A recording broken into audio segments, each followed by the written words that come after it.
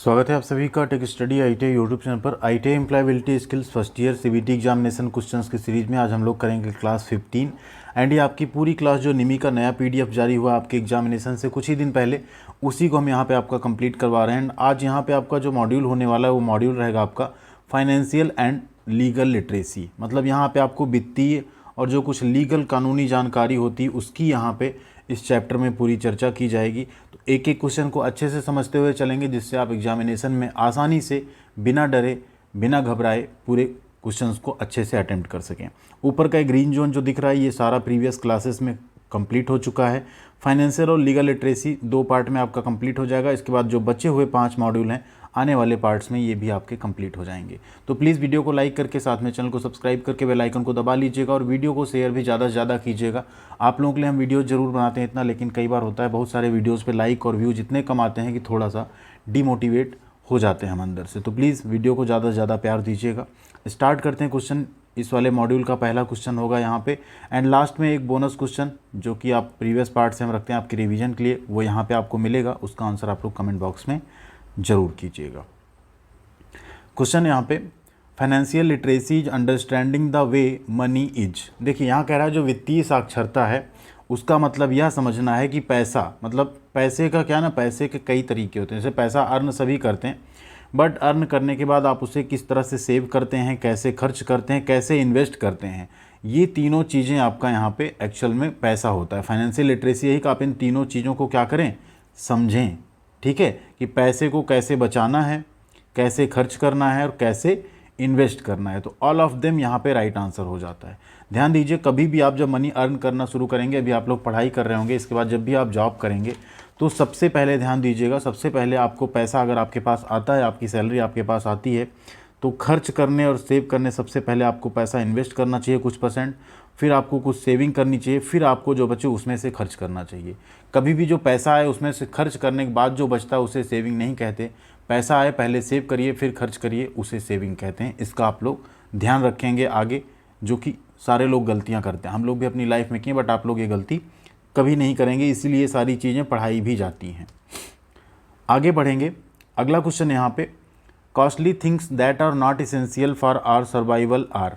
यहाँ कह रहा है महंगी चीज़ें जो हमारे अस्तित्व के लिए, हमारे सर्वाइवल के लिए आवश्यक नहीं है। मतलब कुछ चीज़ें ऐसी होती हैं जो आपके पास ना हो तब भी आप अपनी लाइफ को बहुत अच्छे से जी सकते हैं।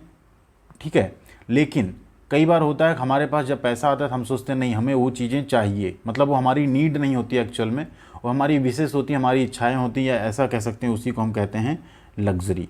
ठीक है, आदमी की जो ज़रूरतें होती हैं वो सबसे कम होती है। अगर कोई आदमी सिर्फ ज़रूरत के हिसाब से जीता है तो वो यहाँ पे बहुत कम पैसे में, बहुत कम चीज़ों में अपने को अच्छे से सर्वाइव कर सकता है। बट जिनकी इच्छाएँ ज़्यादा होती हैं, जिनको लग्जरी की बहुत ज़्यादा चाहत होती है, वो लोग जो हैं कितना भी पैसा कमा लें फिर उनका वो पैसा हमेशा कम पड़ता रहता है। ठीक है, तो यहाँ राइट आंसर यही है कि ऐसी थिंग्स जो ज़रूरी नहीं है लेकिन फिर भी हम वहाँ पे उन्हें अगर चाह रहे हैं, ख़रीद रहे हैं, तो उन्हें हम कहते हैं लग्जरीज, यानी विलासिता। ठीक है, जैसे आपका एक बाइक, नॉर्मल बाइक में अगर काम चल सकता है, लेकिन आप कहेंगे नहीं हमको 2.5 लाख या 3 लाख 4 लाख की बाइक लेनी है, तो वो फिर लग्जरी है, वो आपकी नीड नहीं है। आपकी नीड तो ऐसी थी 150 सीसी की बाइक में आपका काम हो सकता था। ठीक है, ऐसे ही कई सारी चीज़ें हैं कि आपका छोटे घर में काम हो सकता है, फिर भी आप सोचते नहीं हम बहुत बड़ा घर बनाएंगे, भले वो कोई ना रहे उसमें। तो ये सारी चीज़ें क्या होती हैं, लग्जरीज होती हैं, जो हम यहाँ पे कई बार चाहते हैं। अगला क्वेश्चन है, things that are needed for survival are. अब यहाँ कह रहा है जीवित रहने के लिए जिन चीज़ों की आवश्यकता होती है वह क्या कहलाती हैं। सर्वाइवल मतलब होता है सर्वाइव करना, अच्छे से रहना। ठीक है, वांट्स यानी आपकी इच्छाएँ या चाहना, नीड्स आपकी आवश्यकताएँ होती हैं, सेविंग यानी आपकी बचत होती है, एक्सपेंसेस आपके खर्च होते हैं। तो राइट आंसर है जिन चीज़ों की आवश्यकता आपको जीवित रहने के लिए होती है, सर्वाइवल के लिए होती है, उसे हम बोलते हैं नीड, यानी आवश्यकताएं। जैसे हवा की आपको आवश्यकता है जीने के लिए, पानी की आवश्यकता है, 2-3 टाइम खाने की आवश्यकता है, ठीक है, रहने के लिए एक छत की आवश्यकता है, ठीक, कपड़ों की आवश्यकता है, पढ़ाई के लिए आपके पास कुछ पैसे होने चाहिए। ये सारी आपकी आवश्यकताएं हैं जो आपकी पूरी होनी चाहिए। अगर नहीं हो रही हैं तो फिर उनके लिए आपको प्रयास करना होगा। लेकिन अगर आपको आवश्यकताओं से बढ़ के कुछ आपको वांट्स एंड कुछ लग्जरी चाहिए, फिर आपको बहुत एक्स्ट्रा एफर्ट लगाना होगा, तब आप वो सारी चीज़ें अचीव कर सकते हैं। अगला क्वेश्चन है, Sunita earns 10,000 every month, she keeps 2,000 aside, she will use this money in case of. यहाँ कह रहा है सुनीता हर महीने 10,000 रुपये कमाती है, वो 2,000 रुपये अलग रख देती है। वह इस पैसे का उपयोग किस स्थिति में करेगी? तो जो भी हम ये 2,000 रुपये अलग रख रही सुनीता, इसका मतलब क्या है? उसका वो इमरजेंसी फ़ंड है। कभी भी आप भी अगर जॉब करें तो आपके पास एक इमरजेंसी फ़ंड होना चाहिए, स्पेशली जो सैलरीड पर्सन होते हैं। जनरली एक इनका थंब रूल कहा गया है। फाइनेंशियल जो लिटरेसी होती है इस केस में, यहाँ पे आपको चैप्टर में नहीं मिलेगा बट हम आपको बता रहे हैं, जो भी आपके खर्चे होते हैं ना, अगर आप सैलरीड पर्सन है तो एटलीस्ट आपके पास 6 मंथ्स के जो खर्चे हैं वो रहने चाहिए। अगर आपकी नौकरी चली भी जाए 6 महीने, आप इतना पैसा आपके पास सेविंग में होना चाहिए इमरजेंसी फ़ंड में कि आप 6 मंथ कम से कम अपना रेंट, खाना पीना, रहना ये सर्वाइव कर सकें। ठीक है, जिससे कि आपको कोई और नौकरी खोजनी हो, कहीं और शिफ्ट होना हो तो वो फंड आपके काम आ सके। ठीक है, तो इसी को इमरजेंसी फ़ंड बोलते हैं, जो आपके आपातकाल स्थिति में काम आए। कई बार ऐसा होता है कुछ खर्च ऐसे हो जाते हैं कि हमारे पास फिर पैसे नहीं होते, सैलरी आने का हम वेट करते रहते हैं या हमें किसी से उधार मांगना पड़ जाता है।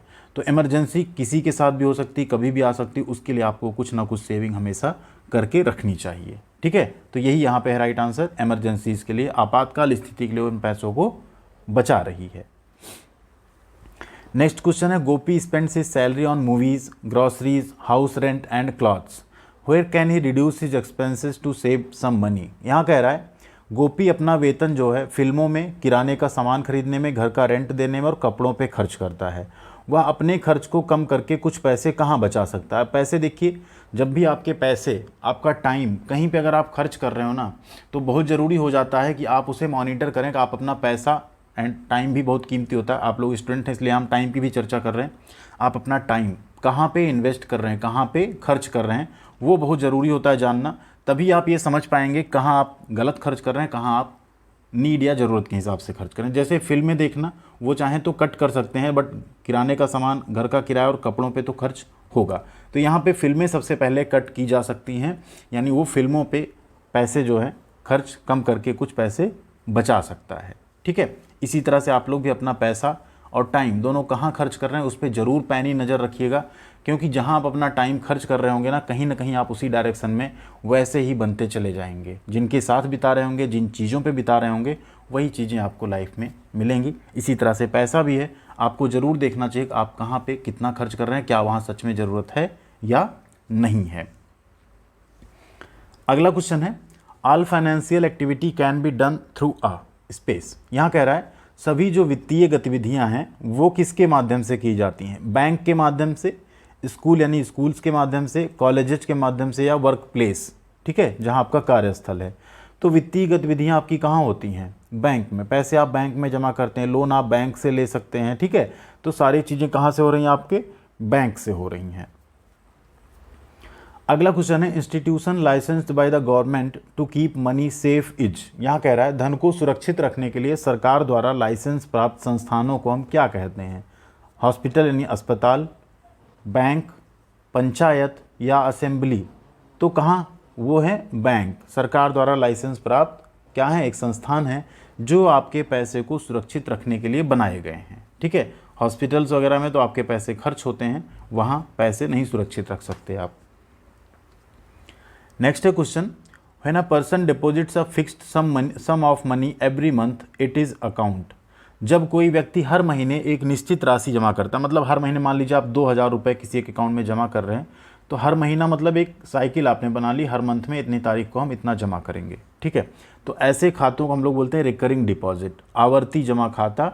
आवर्त मतलब होता है ना एक साइकिल चलती, जैसे यहाँ जमा हुआ, फिर जमा हुआ, फिर जमा हुआ, इस तरह से आपकी क्या होती, एक साइकिल चलती रहती। उतने अंतराल पे आपका पैसा हर महीने जमा होता रहता है, उसे हम लोग कहते हैं आवर्ती डिपॉजिट या रिकरिंग डिपॉजिट। नेक्स्ट है, Arya has joined a new company, they want him to open a space account so that they can credit his salary. यहाँ है आर्या ने एक नई कंपनी में शामिल हुआ, मतलब ज्वाइन किया। कंपनी वाले चाहते हैं कि वह एक ऐसा खाता खोले जिससे उसका वेतन उसमें उसको दिया जा सके हर महीने। तो सैलरी आपकी किस अकाउंट में आती है? तो वो आती है आपके सैलरी अकाउंट में, वेतन खाता या सैलरी अकाउंट जिसे कहते हैं। नेक्स्ट क्वेश्चन यहाँ पे, Avinash needs to know about his last month transactions, how can he get these details. यहाँ कह रहा है अविनाश को अपने पिछले महीने का लेन देन, जैसे आप लोग बैंक जाते हैं ना कई बार, तो आपको होता है पिछले महीने हमने कहाँ कहाँ, या हमारा कोई ऐसा अमाउंट जो कटा हुआ जो हमें पता नहीं है, तो आप क्या करते हैं, बैंक जाते हैं, आप बोलते हैं पासबुक प्रिंट कर दीजिए। या ऑनलाइन बैंकिंग के केस में आप क्या करते हैं, स्टेटमेंट चेक कर लेते हैं, ट्रांजैक्शन स्टेटमेंट जो होता है, ठीक है। तो उससे आपको पता चल जाता है आपने किस दिन कितने बजे कहाँ कहाँ कितने पैसे खर्च किए, कितने आए, कितने गए, कितने क्या हुआ, सब कुछ आपको दिखता है उसमें। तो ये चीज़ें आपकी दिखती हैं पासबुक में। किस में दिखती हैं, पासबुक में। डेबिट कार्ड तो आपका एटीएम कार्ड है जिससे आप पैसे निकाल सकते हैं, ऑनलाइन ट्रांजैक्शंस में आप उसको डिटेल इंटर करके खर्च कर सकते हैं पैसे उससे। क्रेडिट कार्ड एक ऐसा कार्ड होता है जिससे आपके अकाउंट में पैसे ना भी हों तो आप एक तरह से पैसे खर्च कर सकते हैं, जिसका 20 से 25 दिन का आपको टाइम मिलता है। उसमें अगर आप बिल भर देते हैं तो आपको एक्स्ट्रा कोई पेमेंट नहीं देना होता है। चेकबुक आप पैसे ट्रांजैक्शंस के लिए यूज़ करते हैं निकालने के लिए बैंक से। 11 नंबर क्वेश्चन है, online banking is also called space. Online banking को और क्या कहा जाता है, home banking, office banking, net banking या सेल्फ बैंकिंग। तो जो ऑनलाइन बैंकिंग होती है, जो आप अपने मोबाइल फ़ोन से, स्मार्टफोन से, ऑफिशियल वेबसाइट जो बैंक्स की होती हैं, एप्लीकेशंस होते हैं, उससे करते हैं, उसे हम लोग नेट बैंकिंग भी कहते हैं। इंटरनेट बैंकिंग या नेट बैंकिंग भी कहा जाता है ऑनलाइन बैंकिंग को। नेक्स्ट है 12 number question, financial transactions can happen in. यहाँ कह रहा है वित्तीय लेन देन कहाँ पे हो सकते हैं, लोन में, सेविंग्स में, कैश कूपन में या डिजिटल ट्रांजैक्शन में। तो फाइनेंशियल ट्रांजैक्शन आपके डिजिटल ट्रांजैक्शंस में हो सकते हैं, वित्तीय लेन देन आपका डिजिटल ट्रांजैक्शन में हो सकता है, ठीक है। तो राइट आंसर क्या हो गया आपका, option number D. Digital transaction वो है जैसे आपने अपने बैंक से किसी और बैंक में पैसा भेज दिया, उसके पास पैसा पहुंच भी गया, फिजिकली आपने ना उसको कोई पैसे दिए, मतलब नोट गिन के या कुछ करके आपने कोई पैसे नहीं दिए, डिजिटली पैसा उसके अकाउंट में आपके अकाउंट से जाके पहुंच गया, ठीक है, उसे कहते हैं डिजिटल ट्रांजैक्शन। अगला क्वेश्चन है यहाँ पे, Disha wants to pay money to her loan account, how can she do it without going to the bank. यहाँ कह रहा है दिशा अपने लोन अकाउंट में पैसे चुकाना चाहती है, वह बैंक जाए बिना, मतलब उसे बैंक नहीं जाना है, ऐसा वो कैसे कर सकती है, ऑनलाइन ट्रांसफ़र करके पैसा अपने लोन अकाउंट में, ओपन बैंक अकाउंट, बैंक खाता खोल के, बैंक खाता तो खुला है तभी लोन लिया है उसने, ठीक है, क्लोज अकाउंट, अकाउंट बंद करके, या विदड्रॉ फ्रॉम एटीएम, एटीएम से निकाल के। तो ध्यान दीजिए यहाँ पे राइट आंसर है ऑनलाइन ट्रांसफ़र करके अपने लोन अकाउंट में पैसा जो है जमा कर सकती है। नेक्स्ट है question, Indu booked her railway ticket from the website and paid using online banking, what type of transaction is it. यहाँ कह रहा है इंदू ने वेबसाइट से अपना रेलवे टिकट बुक किया और ऑनलाइन बैंकिंग का उपयोग करके भुगतान भी कर दिया, ये किस प्रकार का लेन देन है। तो इसी को तो हम लोग कह रहे हैं डिजिटल ट्रांजैक्शन। क्या कह रहे हैं, डिजिटल ट्रांजैक्शन, पेपरलेस ट्रांजैक्शन जिसे कह सकते हैं, कि कैश का कोई लेन देन नहीं, सब कुछ हम या तो यूपीआई से, नेट बैंकिंग से, डेबिट क्रेडिट कार्ड से खर्च कर रहे हैं पैसे, ठीक है। नेक्स्ट क्वेश्चन है 15 number, Ravi went out shopping but he forgot to carry his wallet, how can he pay for his bills. यहाँ कह रहा है रवि खरीदारी करने निकला लेकिन वह अपना वॉलेट ले जाना भूल गया, अब अपने बिलों का भुगतान वो कैसे कर सकता है, डिजिटल वॉलेट से, लोन से, क्रेडिट कार्ड से या बैंकिंग से। तो ध्यान दीजिए जो डिजिटल वॉलेट्स होते हैं लाइक भीम, पेटीएम, ठीक है, या पेटीएम वॉलेट कह लीजिए, फ्री चार्ज कह लीजिए, अमेजन का वॉलेट कह लीजिए, इन सब से क्या कर सकते हैं आप, पेमेंट कर सकते हैं अपना, अगर आप वॉलेट अपना भूल गए हैं। तो आजकल आप लोगों ने देखा हो ना, हर दुकान पे स्कैनर भी लगे, आप उससे पेमेंट कर लेते हैं, तो बहुत आसान हो गया अभी डिजिटल ट्रांजैक्शन पिछले कुछ सालों में। नेक्स्ट है question, net banking is done on a computer through a space. यहाँ कह रहा है नेट बैंकिंग कंप्यूटर पे किसके माध्यम से कर सकते हैं, फ़ोन के माध्यम से, दोस्तों के माध्यम यानी फ्रेंड्स के माध्यम से, कैशियर यानी खजांची के माध्यम से, या वेबसाइट के माध्यम से। तो राइट आंसर आप वेबसाइट के माध्यम से जो है कंप्यूटर के थ्रू नेट बैंकिंग का कार्य कर सकते हैं। नेक्स्ट है question, on smartphone we can do mobile banking through. यहाँ कह रहा है स्मार्टफोन पर हम मोबाइल बैंकिंग जो है वो किसके थ्रू कर सकते हैं, किसके द्वारा कर सकते हैं, ठीक है, किसके माध्यम से कर सकते हैं, वेबसाइट के माध्यम से, मोबाइल ऐप यानी एप्लीकेशन के माध्यम से, आईएफएससी के माध्यम से, या बैंक के माध्यम से। तो ध्यान दीजिए स्मार्टफोन एंड मोबाइल बैंकिंग हम लोग मोबाइल एप्लीकेशन इंस्टॉल करके, सभी के मोबाइल एप्लीकेशंस आते हैं, जैसे पीएनबी का भी आता है अपना, एचडीएफसी का आता है, एसबीआई का आता है, ठीक है, सभी के अपने एप्लीकेशंस हैं, आप उसके थ्रू नेट बैंकिंग या मोबाइल बैंकिंग यूज कर सकते हैं। तो राइट आंसर क्या हो जाएगा आपका, option number B, mobile app. 18 number question है, we can use net banking for. हम नेट बैंकिंग का उपयोग किसके लिए करते हैं? चेकिंग स्टेटमेंट की जांच करने के लिए, ट्रांसफ़र फंड्स धन का हस्तांतरण करने के लिए, पे बिल्स बिलों का भुगतान करने के लिए, ऑल ऑफ देम। तो यहाँ राइट आंसर क्या हो जाएगा आपका? All of them. इन तीनों कामों के लिए हम क्या करते हैं? नेट बैंकिंग का इस्तेमाल करते हैं। क्वेश्चन नंबर 19 है, Janu logged into her bank using her friends laptop, what should she do to the website? Jannu ने अपने दोस्त के लैपटॉप का उपयोग करके अपने बैंक में लॉगिन किया, उसे वेबसाइट के साथ क्या करना चाहिए? लॉग्ड इन रहना चाहिए, लॉग आउट कर देना चाहिए, पेज छोड़ देना चाहिए, या कीप लॉगिन रखना चाहिए? ध्यान दीजिए, लॉग आउट कर देना चाहिए। कहीं भी अननोन पीसी या इवन अपने भी पीसी लैपटॉप पे अगर आप लॉगिन करते हैं बैंक का डिटेल डाल के, उसे लॉग आउट करके छोड़िए, ऐसे उसे पेज ना छोड़ दीजिए। कई बार हिस्ट्री एंड उन सब में थोड़ा बहुत डेटा आपका रह जाता है, उससे प्रॉब्लम हो सकती है। तो कोशिश कीजिए हमेशा, अगर आपने लॉगिन किया है तो थोड़ा सा टाइम लगता है, लॉग आउट करके उसे छोड़िए आप। अगला क्वेश्चन है, Pragati downloaded the bank app on her mobile, she should not share her space with anyone. Pragati ने अपने मोबाइल पर बैंक ऐप डाउनलोड किया है, उसे अपना क्या चीज़ किसी के साथ साझा नहीं करना चाहिए? पासवर्ड, एम पिन, OTP या ऑल ऑफ देम? तो राइट आंसर है ऑल ऑफ देम। ये तीनों चीज़ें उसे या किसी को भी किसी के साथ शेयर नहीं करनी चाहिए। नेक्स्ट है question, online payment app used on mobile device is. Mobile device पर उपयोग किए जाने वाला ऑनलाइन भुगतान ऐप है, इसमें से कौन सा ऑनलाइन पेमेंट ऐप है? Digital wallets, credit card app या डिपॉजिट्स? ध्यान दीजिए, जो डिजिटल वॉलेट है इससे आप ऑनलाइन डिवाइसेस के थ्रू, मतलब ऑनलाइन पेमेंट आप कर सकते हैं मोबाइल डिवाइसेस के थ्रू। तो राइट आंसर क्या हो जाएगा आपका? Digital wallets. ठीक है। अगला क्वेश्चन है 22 number, which among these is not a digital wallet. इनमें से कौन सा एक डिजिटल वॉलेट नहीं है? गूगल पे, पेटीएम, भीम UPI या इंटरनेट एक्सप्लोरर? ये और ये तीनों आपके हैं। इंटरनेट एक्सप्लोरर जो है ये आपका एक तरह का ब्राउज़र है जिस पे आप इंटरनेट सर्फिंग वगैरह कर सकते हैं, वेब पेज वगैरह देख सकते हैं। ठीक है। अगला क्वेश्चन है, a square black and white code that can be scanned with the camera is. एक वर्गाकार काला और एक सफ़ेद कोड जिसे कैमरे से स्कैन किया जा सकता है, वो क्या है? QR कोड है, पासवर्ड है, लॉगिन है, यूजर ID है? उसे हम लोग कहते हैं QR कोड। आप सबने देखा होगा, ये है आपका QR कोड। QR मतलब होता है क्विक रिस्पॉन्स। ठीक है।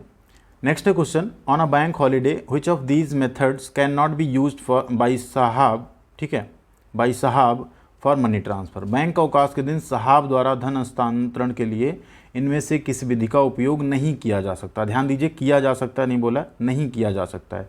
भीम ऐप, गूगल पे एंड मनी ट्रांसफ़र आप यूज़ कर सकते हैं। ठीक है, ऑनलाइन मनी ट्रांसफ़र कर सकते हैं, बट बैंक डिपॉजिट आप नहीं कर सकते क्योंकि बैंक में क्या है? हॉलीडे है। अगला क्वेश्चन है, Sam opened a new shop, which of these method can be use to receive payments into his account. Sam ने एक नई दुकान खोली, वह अपने खाते में भुगतान प्राप्त करने के लिए इनमें से किस तरीके का उपयोग कर सकता है? मनी ऑर्डर का, QR कोड का, लोन का या बैंक डिपॉजिट का? राइट आंसर आप QR कोड के लिए ऑर्डर कर दीजिए। QR कोड के थ्रू जो है वो पेमेंट ले सकता है डायरेक्ट अपने खाते में, अपनी दुकान से, जो भी उसका सेल हो रहा है सामान उसका। ठीक है। तो ये थे आपके शानदार 25 क्वेश्चन एम्प्लॉयबिलिटी स्किल्स के इस मॉड्यूल से। आने वाला जो इसका अगला मॉड्यूल है उसमें इसके सारे क्वेश्चंस कंप्लीट हो जाएंगे एंड उसके बाद आपका जो बचा हुआ 4-5 मॉड्यूल है वो आने वाले और वीडियोज़ में हम कवर कराएंगे। अब बारी आती है आपकी क्वेश्चन यहाँ पे, as per the POSH act any work place that has 10 और more employ must constitute an space. यानी यहाँ कह रहा है POSH अधिनियम के अनुसार कोई भी कार्यस्थल जिसमें 10 से ज़्यादा कर्मचारी हों उनके पास किसका गठन होना चाहिए? 4 ऑप्शंस हैं, जो भी आंसर सही होगा उसे आप लोग कमेंट करके जरूर बताइएगा। एंड वीडियो को लाइक, शेयर एंड चैनल को सब्सक्राइब आपने जरूर किया होगा, नहीं किया तो प्लीज़ करके हमारे साथ जरूर जुड़िएगा। थैंक यू वेरी मच, ख्याल रखिएगा अपना, मिलते हैं अगले अपडेट के साथ अगले वीडियो में।